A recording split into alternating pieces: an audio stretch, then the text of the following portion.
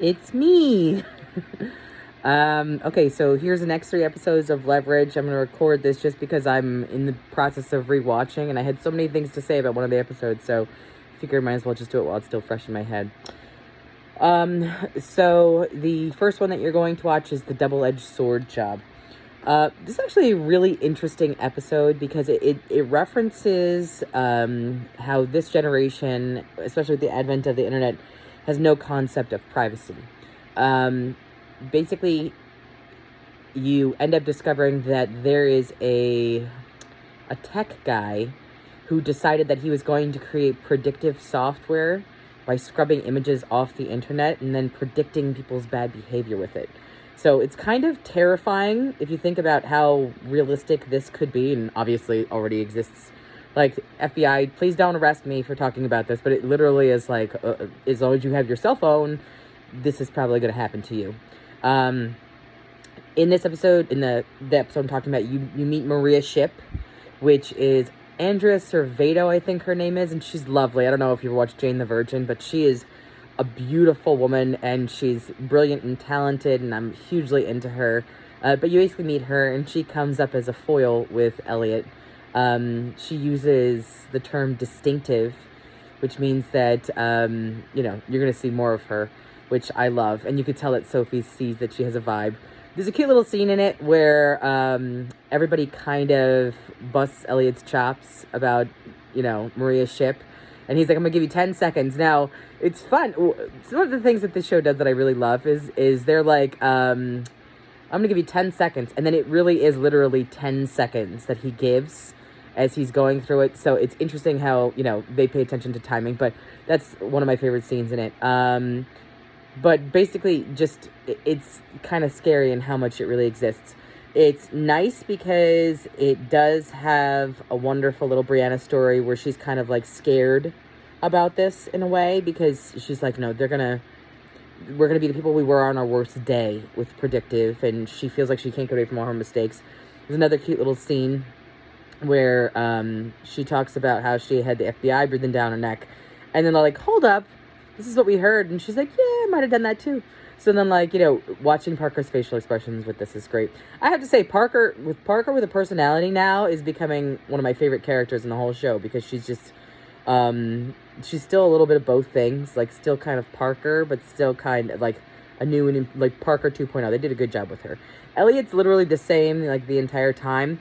It's just that Parker's the one who's changed and grown and stuff like that. So next, you have the mastermind job. So there's this guy who, he's a schmo, they call him. I swear to God, this actor has been the same kind of character in literally every show. But he is, basically he writes a book that from Nate's perspective. And the book itself is like, it's kind of not a great idea to go ahead and write a book about all the ways you conned everybody and their mother. The part that's most problematic in it is that it doesn't mention Sophie at all. So you're trying to figure out why it doesn't mention Sophie. The big bad in this is actually a character who I used to like from Spartacus. I don't know if you ever watched the Spartacus TV show or whatever. But he's a big bad on it. And you'll see, usually he's a bad guy in various things. But it's like a cute story with, what ends up happening, and the way this guy discovers the real team. But it's, it's basically if a stranger wrote the story of this without it being this. So it's cute. It tells a cute story at the end. It's not one of my favorite episodes, but it has nice little, it's a reminder of Nate that Sophie enjoys, and then also you see again how it, missing Nate affects her, which is nice. And the one I really wanted to talk to you about is the bucket job. So the bucket job is such a love letter to everything Dean Devlin has done in the past, be it Leverage, be it the Librarians. It shows it's his wonderful little love letter to Star Trek. So basically, the main character in this is LeVar Burton. LeVar Burton plays a librarian, from the show Librarians. By the way, You mentioned the show Librarians. I actually think that if you like this, you might like the Librarians because it's got the formulaic plot thing.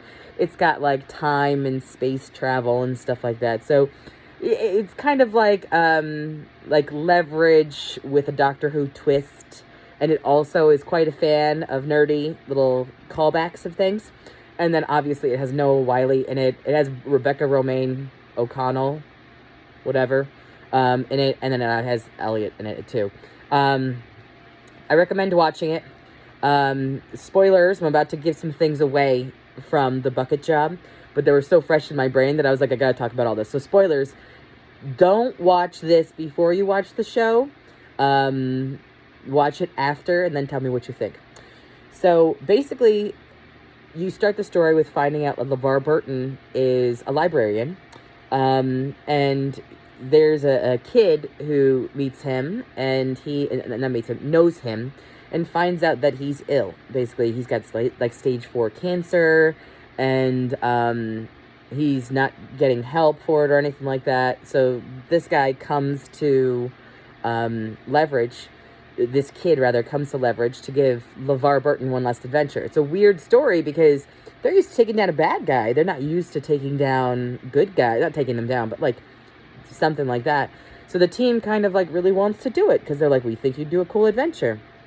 So you meet the librarian, LeVar Burton, and his name is Robert Blanche. While you meet him, look at the book that he's reading, and on the back cover of it, you'll see Detective Bonanno.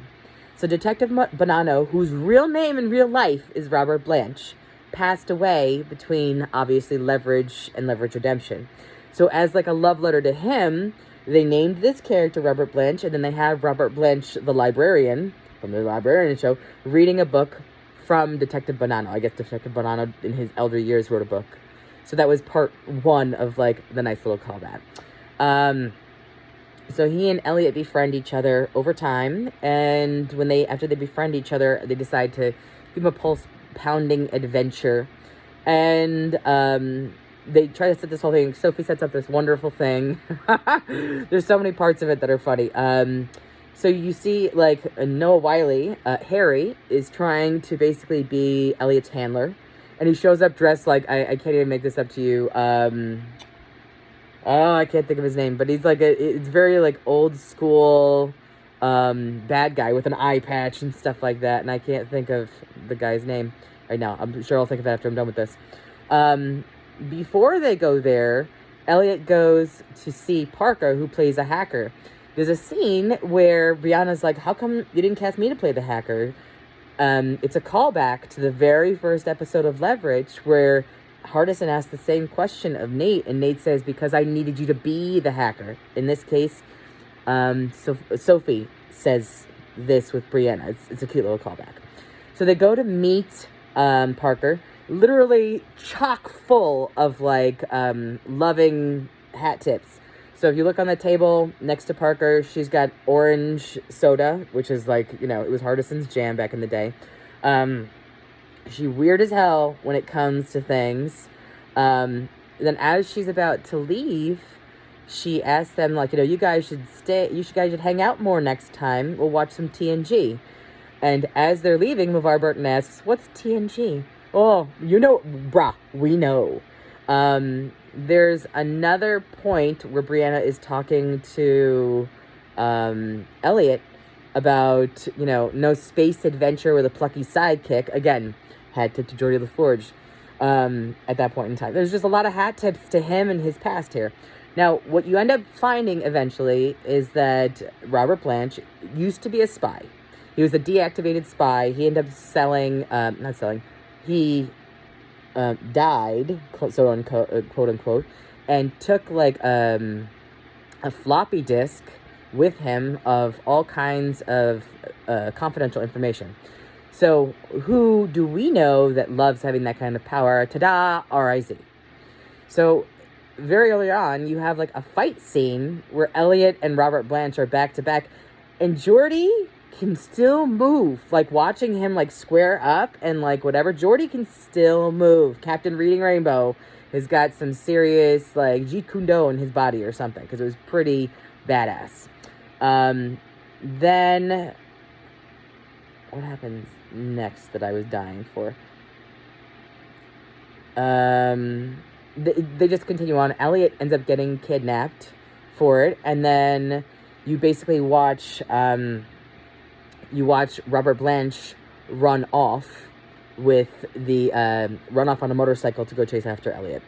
He obviously can't get to him, and then eventually he finds the Leverage folks to go ahead and be like, what the hell is going on here? So they're like, we don't know where Elliot is, because they didn't know that RIZ took him. They thought that it was part of, like, the guys that Elliot had hired to take Robert Blanche, so they couldn't find him. One of the things that happens next is that, like, you meet, what the hell is her name? But basically, she's the leader of RIZ. You meet her, and she is trying to torture Elliot. And, he's had every single truth serum known to man, but instead, they are giving him something called PTSD in a bottle. So it's bringing back a lot of bad things, something called Operation Kansas, which I have no idea what it is, but, like, can we find out? So you find out, that Elliot's starting to break from it, but not fully. He in order to stop himself from breaking from it, he starts reciting his chili recipe, which becomes like a recurring theme in this season too, about how his chili recipe is so great.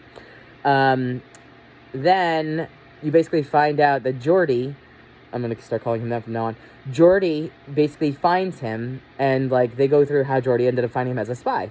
There's a cool little scene when Elliot escapes that is a very much Wolverine callback. Again, Dean Devlin loves all the sci-fi. Like, all the sci-fi all the time. So, like, he does a cool little Wolverine shout-out. So there's just there's so much good stuff that happens in this episode that it is the kind of thing that, unfortunately, you should pay attention, or at least watch it more than one time, because every time I watch it, I see something else that I'm totally like, this is amazing. But yeah, it's such a love letter to the fans, such a love letter to all of the stuff that he was into.